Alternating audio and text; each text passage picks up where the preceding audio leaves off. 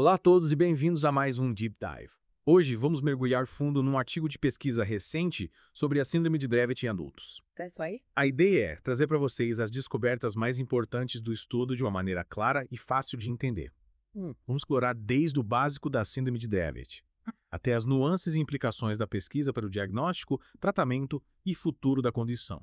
Preparem-se para desvendar alguns mistérios e ampliar seus conhecimentos sobre essa condição complexa. O estudo que vamos abordar hoje é particularmente interessante porque se concentra em adultos com síndrome de Dravet, uma população que muitas vezes é negligenciada pelas pesquisas. É verdade. E ele traz à tona questões importantes sobre a progressão da doença e a necessidade de uma abordagem mais holística para o tratamento. Perfeito.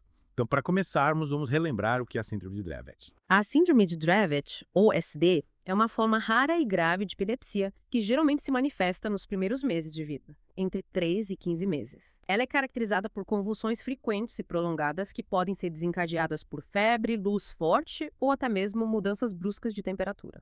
E o que causa a síndrome de Dravet? Na maioria dos casos, a ST é causada por uma mutação genética no gene SN1A que desempenha um papel fundamental na comunicação entre os neurônios. Essa mutação interfere na forma como os sinais elétricos são transmitidos no cérebro, levando às convulsões. Entendi. Mas a síndrome de Dravet se resume apenas às convulsões? Não, essa é uma das grandes lições que este estudo nos traz. A ST é muito mais do que apenas convulsões. Ela afeta o desenvolvimento neurológico da criança como um todo, impactando a fala, as habilidades motoras, o aprendizado, o comportamento e até mesmo funções corporais básicas como o sono e a regulação da temperatura. Então, além das convulsões, a síndrome de Dravet também causa uma série de outros desafios para quem vive com a condição. É isso. Exatamente. E o que é ainda mais preocupante é que, de acordo com este estudo, muitos adultos com SD parecem apresentar um declínio progressivo em habilidades que já haviam conquistado. Isso levanta a possibilidade de que a SD possa ter um componente neurodegenerativo, ou seja, que o cérebro continue a ser afetado ao longo do tempo. Uau, isso é realmente preocupante. Mas o que exatamente os pesquisadores observaram nesse estudo que os levou a essa conclusão? Eles acompanharam 92 adultos com SD, o que já é um número bastante significativo para o estudo sobre essa condição rara, e aplicaram uma série de testes e avaliações para medir suas habilidades cognitivas, motoras, sociais e comportamentais. E quais foram os resultados que eles descobriram? Bem, uma das descobertas mais alarmantes foi que 60% dos cuidadores relataram um declínio nas habilidades que seus entes queridos com SD já haviam dominado. Nossa, Estamos falando de habilidades essenciais, como falar, andar, subir escadas, usar as mãos para tarefas do dia a dia e interagir socialmente. caramba, isso é realmente assustador. Quer dizer que as pessoas com ECD podem perder habilidades que já tinham. Infelizmente, sim. E isso é algo que não se esperava, pelo menos não nessa proporção. A ideia que se tinha era de que a ECD causava um atraso no desenvolvimento na infância, mas que as habilidades conquistadas se estabilizavam na vida adulta. Este estudo, no entanto, sugere que a história pode não ser tão simples assim. Então, o que pode estar por trás desse declínio? Os pesquisadores ainda não têm uma resposta definitiva para essa pergunta, mas o estudo levanta algumas pistas importantes. Por exemplo, eles observaram uma possível relação entre o uso prolongado de certos medicamentos anticonvulsivantes, chamados bloqueadores dos canais de sódio, e o declínio nas habilidades. Peraí, você está dizendo que os medicamentos que deveriam ajudar podem estar, na verdade, contribuindo para o problema. É uma possibilidade que precisa ser investigada mais a fundo. Os bloqueadores dos canais de sódio são frequentemente a primeira linha de tratamento para SD, pois ajudam a controlar as convulsões, mas o estudo sugere que eles podem ter efeitos colaterais a longo prazo, especialmente em relação às funções cognitivas e motoras. Nossa, isso muda tudo! Então, o que os médicos e os pacientes devem fazer com essa informação? É importante lembrar que este é apenas um estudo, e mais pesquisas são necessárias para confirmar essa relação entre os bloqueadores dos canais de sódio e o declínio nas habilidades. No entanto, essa descoberta levanta um sinal de alerta importante e nos faz repensar a forma como abordamos o tratamento da SC. E quais seriam as alternativas? Hum. Existem outras opções de tratamento além dos bloqueadores dos canais de sódio? Sim, existem outras opções, como a dieta cetogênica, a estimulação do nervo vago e o canabidiol. Mas cada uma delas tem seus próprios benefícios e riscos. A escolha do melhor tratamento para cada paciente deve ser feita em conjunto com o médico, levando em consideração o histórico do paciente, a gravidade da SD, os efeitos colaterais dos medicamentos e outros fatores. Entendi. Então, o que mais esse estudo nos revelou sobre a síndrome de Dravet em adultos? Bom, além da questão do declínio nas habilidades, o estudo também identificou uma série de outras características e desafios que afetam os adultos com SD. Por exemplo, eles observaram uma alta prevalência de sintomas parkinsonianos, como tremores, rigidez muscular e lentidão nos movimentos. Parkinsonismo. Mas isso não é uma característica da doença de Parkinson. Sim, o parkinsonismo se refere a um conjunto de sintomas que se assemelham aos da doença de Parkinson, mas que podem ter outras causas. Neste caso, os pesquisadores acreditam que o parkinsonismo em adultos com ECD possa estar relacionado à própria doença, à mutação genética ou aos medicamentos utilizados no tratamento. Então, os adultos com ECD podem apresentar sintomas semelhantes aos da doença de Parkinson, mesmo sem ter a doença. Exatamente. Isso pode complicar ainda mais o diagnóstico e tratamento, pois é preciso diferenciar os sintomas da SD dos sintomas da doença de Parkinson e de outras condições. Nossa, quanta informação. Parece que a síndrome de Dravet é muito mais complexa do que imaginávamos. Sem dúvida. E este estudo é apenas a ponta do iceberg. Ainda há muito que aprender sobre SD, especialmente sobre sua progressão na vida adulta. E o que podemos fazer com tudo isso? Qual a mensagem principal que você tira desse estudo? Acho que a principal mensagem é que precisamos olhar para a síndrome de Dravet com um olhar mais amplo. Não podemos nos concentrar apenas nas convulsões e ignorar os outros sintomas e desafios que a doença impõe aos pacientes. Ou seja, precisamos de uma abordagem mais holística para o tratamento. Exatamente. Precisamos levar em conta o bem-estar físico, mental e social dos pacientes, e não apenas controlar as crises convulsivas. Isso significa oferecer suporte psicológico, fisioterapia, terapia ocupacional, fonoaudiologia e outras intervenções que possam melhorar a qualidade de vida dos indivíduos com SD.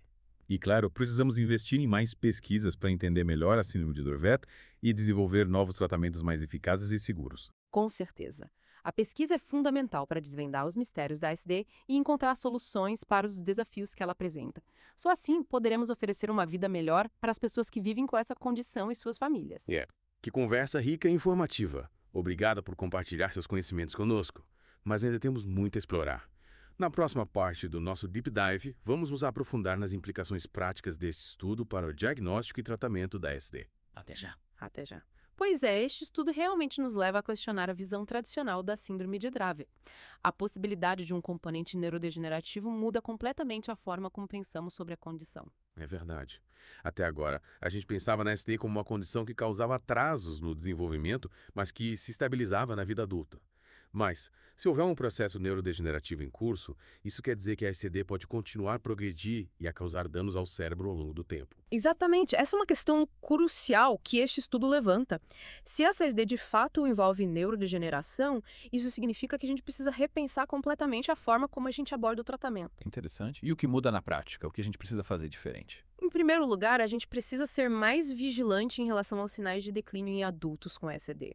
É preciso monitorar de perto as habilidades cognitivas, motoras, sociais e comportamentais deles ao longo do tempo para identificar qualquer sinal de piora. Entendi. E se a gente identificar um declínio, o que podemos fazer? Aí entra a importância de uma abordagem terapêutica multidisciplinar.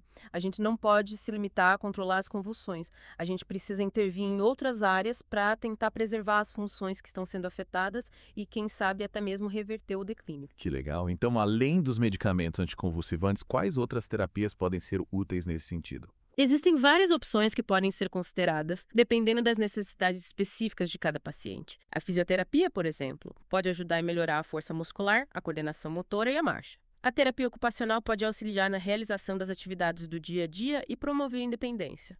A fonoaudiologia pode trabalhar a comunicação verbal e as habilidades de linguagem. E a psicologia pode oferecer suporte emocional e ajudar o paciente a lidar com os desafios da SD. Nossa, que interessante. Então, com a ajuda de uma equipe multidisciplinar, é possível amenizar os impactos da SD e melhorar a qualidade de vida dos pacientes, mesmo diante de um possível processo neurodegenerativo. Sim, exatamente. E é importante lembrar que o apoio à família também é fundamental. Os pais, os irmãos, outros familiares, eles precisam de informação, orientação e suporte para lidar com os desafios da SD e para oferecer o melhor cuidado possível ao seu ente querido. É verdade? Cuidar de alguém com SD, especialmente se houver um declínio progressivo, pode ser muito desgastante física e emocionalmente. É essencial que os familiares também tenham acesso a recursos e apoio para que eles possam cuidar de si mesmos e evitar o esgotamento. Concordo plenamente. E o estudo que estamos discutindo hoje destaca a importância de oferecer esse suporte integral aos pacientes e às suas famílias. Mas, voltando à questão da neurodegeneração, o que mais a gente pode aprender com este estudo? Quais as implicações para futuras pesquisas? O estudo nos mostra que a gente precisa urgentemente de mais pesquisas para confirmar se a SD realmente envolve um processo neurodegenerativo. Se essa hipótese for confirmada, a gente precisa entender melhor os mecanismos por trás dessa degeneração.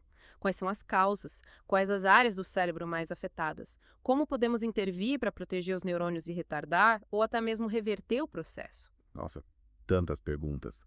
É fascinante pensar que esse estudo abriu tantas portas para futuras pesquisas. É verdade. E a pesquisa é a chave para a gente comprar soluções para os desafios da SD. A gente precisa descobrir quais são os fatores de risco para o declínio, quais os marcadores biológicos que podem indicar a progressão da doença e quais as intervenções terapêuticas mais eficazes para cada fase da vida do paciente. Com certeza. E enquanto a gente espera por mais respostas da ciência, o que podemos fazer na prática para lidar com essa nova perspectiva da SD como uma possível doença neurodegenerativa? Eu acho que o mais importante é manter a esperança e não se desesperar. Este estudo não é uma sentença definitiva, mas sim um chamado para a ação. Ele nos mostra que a SD é mais complexa do que a gente pensava, mas também nos dá a oportunidade de intervir de forma mais precisa e eficaz. Gostei dessa mensagem. Em vez de encararmos esse estudo como uma má notícia, a gente pode vê-lo como um incentivo para buscarmos mais conhecimento, mais recursos e mais apoio para os pacientes e suas famílias. É exatamente isso. A SD é uma condição desafiadora, mas com informação, apoio e o avanço da ciência, a gente pode oferecer mais qualidade de vida e bem-estar para as pessoas que vivem com essa síndrome. Que bom. Nossa conversa de hoje tem sido muito esclarecedora e inspiradora. Obrigada por compartilhar sua expertise conosco. O prazer é meu. E continuaremos explorando este tema fascinante na próxima parte do nosso Deep Dive. Até já! Até já! E voltamos para a parte final do nosso Deep Dive sobre a síndrome de Dravet em adultos. Nas últimas duas partes, a gente discutiu bastante a pesquisa que sugere um possível componente neurodegenerativo na SD. Agora vamos aterrissar na prática. O que muda no diagnóstico e no tratamento a partir dessas novas descobertas? Bom, o estudo realmente coloca em xeque a forma como a gente diagnostica a SD em adultos. Até então, o foco era principalmente nas crises convulsivas. Mas agora, com essa nova perspectiva, a gente precisa estar mais atento a outros sinais, como o declínio cognitivo e os sintomas parkinsonianos. Então, o diagnóstico precisa ser mais abrangente, levando em conta não só as convulsões, mas também outros aspectos neurológicos, cognitivos e comportamentais. Exatamente. O ideal é que o diagnóstico seja feito por uma equipe multidisciplinar, com a participação de neurologistas, geneticistas, psiquiatras, psicólogos, fisioterapeutas e outros profissionais da saúde. Essa avaliação mais completa pode ajudar a identificar SD em adultos que talvez não tenham sido diagnosticados na infância ou que estejam apresentando novos sintomas na vida adulta. Faz sentido? Em relação ao tratamento, o que muda? Bom, como a gente já discutiu, a pesquisa reforça a necessidade de uma abordagem holística que vá além do controle das convulsões. O tratamento precisa ser individualizado, levando em consideração as necessidades específicas de cada paciente. E como isso se traduz na prática? Quais são as opções terapêuticas que podem ser consideradas? Além dos medicamentos anticonvulsivantes, que ainda são a base do tratamento para a maioria dos pacientes, existem outras terapias que podem ser úteis para melhorar a qualidade de vida e, quem sabe, até mesmo retardar a progressão da doença. Que interessante. Pode nos dar alguns exemplos dessa terapia? Claro, a fisioterapia, por exemplo, pode ajudar a melhorar a força muscular, a coordenação motora, o equilíbrio e a marcha, que muitas vezes são afetados na ST. A terapia ocupacional pode auxiliar o paciente a desenvolver habilidades para realizar as atividades do dia a dia com mais independência, como se vestir, comer, tomar banho e se locomover pela casa. A fonoaudiologia pode trabalhar a comunicação verbal, a linguagem expressiva e a compreensão da fala, que podem ser prejudicadas pela SCD. E a psicologia pode oferecer suporte emocional para o paciente e para a família, ajudando-os a lidar com os desafios da doença, a ansiedade, a depressão e outras questões psicológicas. Nossa, quanta coisa. Então, além de controlar as convulsões, é preciso investir em terapias que ajudem o paciente a desenvolver suas habilidades, a se adaptar às suas limitações e a ter uma vida mais plena e independente. Exatamente. O foco do tratamento precisa ser o bem-estar geral do paciente e não apenas a ausência de convulsões. E em relação aos medicamentos anticonvulsivantes? O que muda com essa nova perspectiva da SCD? Como o estudo apontou uma possível relação entre o uso prolongado de bloqueadores dos canais de sódio e o declínio cognitivo, é preciso ter mais cautela na prescrição desses medicamentos. Mas os bloqueadores dos canais de sódio não são essenciais para controlar as convulsões na SD. como podemos abrir mão deles. É claro que a gente não pode simplesmente suspender o uso desses medicamentos sem uma avaliação médica criteriosa, mas o estudo nos alerta para a necessidade de monitorar de perto os efeitos colaterais a longo prazo, especialmente em relação às funções cognitivas. É preciso encontrar um equilíbrio entre o controle das convulsões e a preservação das habilidades cognitivas. Em alguns casos, pode ser necessário ajustar a dose, trocar o medicamento ou considerar outras opções terapêuticas. Entendi.